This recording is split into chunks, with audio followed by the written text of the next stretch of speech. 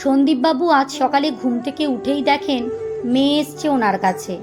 সন্দীপবাবু মেয়েকে দেখে জিজ্ঞেস করলেন, কিরে মা, কেমন আছিস?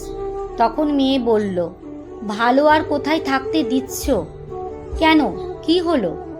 আমি শুনলাম তোমার জায়গা সম্পত্তি যা ছিল সব তুমি গত পরশু দাদাকে লিখে দিয়েছ। কি করে করতে পারলে বাবা? একে আমাকে গরিব ঘরে বিয়ে দিয়েছে, তার ওপর তোমার সম্পত্তি থেকেও বাদ দিয়ে দিলে। দাদার অবস্থা ভালো, বৌদি চাকরি করে, দাদার ব্যবসাও ভালো চলছে, তারপরেও দাদাকে সব লিখে দিলে বাবা?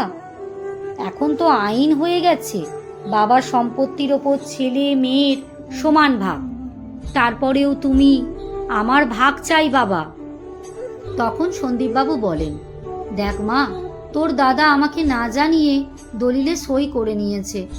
তুই তো জানিস তোর মা মারা যাবার পর তোর দাদা বৌদি আমাকে সেভাবে দেখে না, খেতে দেয় না, তাই তো আমি আলাদা থাকি।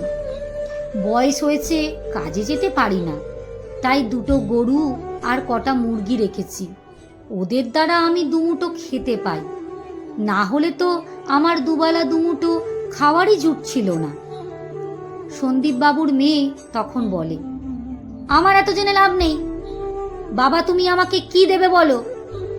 মেয়ের মুখে এমন কথা শুনে সন্দীপবাবু কিছুটা হতভম্ব হয়ে মেয়ের দিকে তাকিয়ে থাকলেন আর ভাবলেন, এরা আমার সন্তান, বাবার কষ্টের কথা শোনার দরকার নেই, কিন্তু বাবার সম্পত্তির ভাগ চাই। সন্দীপবাবু তখন বললেন, আপাতত আমার কাছে কিছু নেই, পাড়ার মোড়লকে জানিয়েছি, সব উনি বললেন কিছু একটা করবেন, যদি কিছু পাই তোমাকে অবশ্যই লিখে দেব। এরপর পাড়ার মোড়ল এবং সবাই মিলে সন্দীপবাবুর সম্পত্তি আবার সন্দীপবাবুকে ফিরিয়ে দেন। এরপর ছেলে মেয়ে দুজনেই বাবার কাছে সম্পত্তির ভাগ চাইলে সন্দীপবাবু বলেন, কাউকে আমার সম্পত্তির এক কানা করিও দেব না, তোমরা তোমাদের মতন থাকো, আমাকে দেখাশোনা করতে হবে না, আর আমার সম্পত্তির ভাগও নিতে হবে না।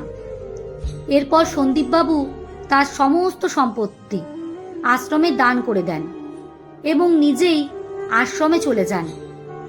আসলে সত্যিই যদি সন্তান এমন হয় তাহলে বলবো, সন্তান থাকার থেকে নিঃসন্তান অনেক ভালো। লেখা সুষমা বাগ প্রধান, পাঠে অঞ্জু বিশ্বাস।